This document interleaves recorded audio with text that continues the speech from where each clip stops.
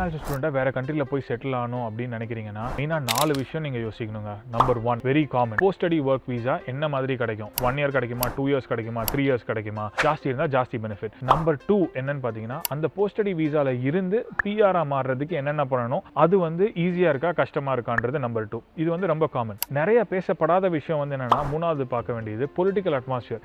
இப்போ நீங்கள் யூஎஸ் மாதிரி ஒரு இடத்துல ரொம்ப அன்ஸ்டேபிளாக இருக்குது. H1B வந்து இன்னைக்கு ஒரு விஷயம் சொல்லுவாங்க, நாளைக்கு இன்னொரு விஷயம் சொல்லுவாங்க. ஸ்டேபிளான பொலிட்டிக்கல் அட்மாஸ்பியர் இருந்தால் நம்ம போய் இந்த பாதையில் போய் நம்ம பிஆர் வாங்க போகிறோம் அப்படின்னா அந்த பாதை வந்து மாறாமல் இருக்கும். ஸ்டேபிள் அட்மாஸ்பியர் இருந்துச்சுன்னா அது நம்பர் 3. நம்பர் 4 நிறைய பேர் இதை யோசிக்கவே மாட்டாங்க.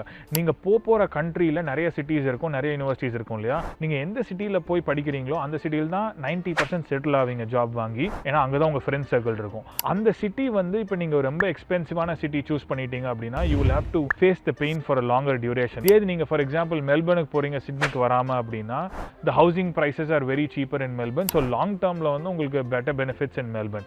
So இதெல்லாம் வந்து ஒரு critical factors to consider before you move abroad.